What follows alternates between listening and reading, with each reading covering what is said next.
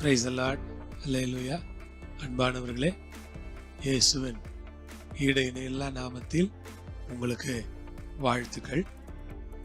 இந்த காலையிலே நாம் வாசிக்கும்படியாக 1 தீமோத்தேயு 6ஆம் அதிகாரம் 16வது வசனத்தை எடுத்துக்கொள்ளலாம்.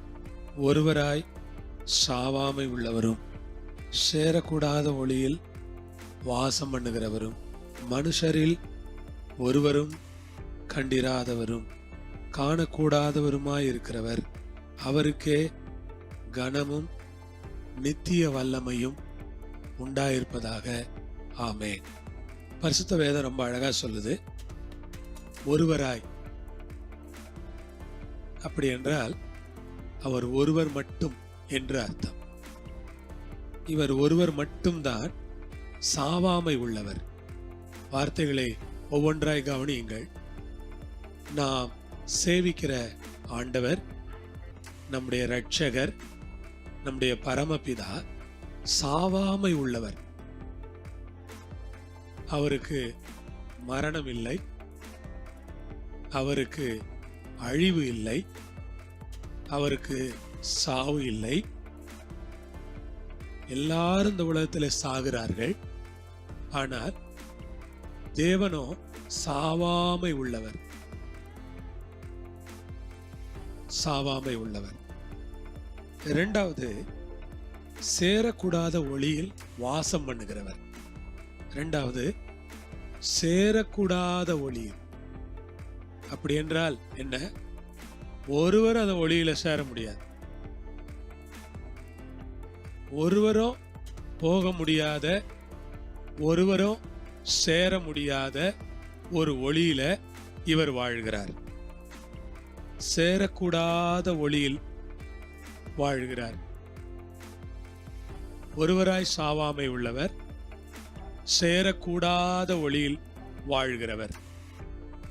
அவர் வாழ்கிற அந்த ஒளியிலே வேறு யாரும் வாழ முடியாது. வேதம் சொல்லுகிறது, ஒளியை தனக்கு வஸ்திரமாக அவர் தரித்திருக்கிறார். அதனாலேதான் அவர் இந்த உலகத்தில் இருக்கும் பொழுது சொன்னார், நான் உலகத்திற்கு ஒளியா இருக்கிறேன், என்னை பின்பற்றுகிறவன் இருளில் நடவாமல் ஜீவ ஒளியை அடைந்திருப்பான் என்று சொன்னார். அவரை பின்பற்றுகிறவன் ஜீவ ஒளியை அடைந்திருப்பான் என்று சொன்னார். உலகத்தில் வந்து எந்த மனுஷனையும் பிரகாசிப்பிக்கிற மெய்யான ஒளி என்று தன்னை அறிமுகம் செய்தார். இந்த காலையில் சொல்லுகிறேன், இயேசு யார்? நீங்கள் ஆராதிக்கிற தேவன் யார் என்றால், ஒருவரும் சேராத ஒளியில் சேரக்கூடாத ஒளியில் இருக்கிறார். அவரே ஒளியா இருக்கிறார். ஒளியை தனக்கு வஸ்திரமாய் தரித்திருக்கிறார். ஒருவரும் சேர முடியாத ஒளியிலே அவர் இருக்கிறார். ஆமன்பானவர்களே, அடுத்த வார்த்தை இருக்கிறது, மனுஷரில் ஒருவரும் கண்டிராதவரும்.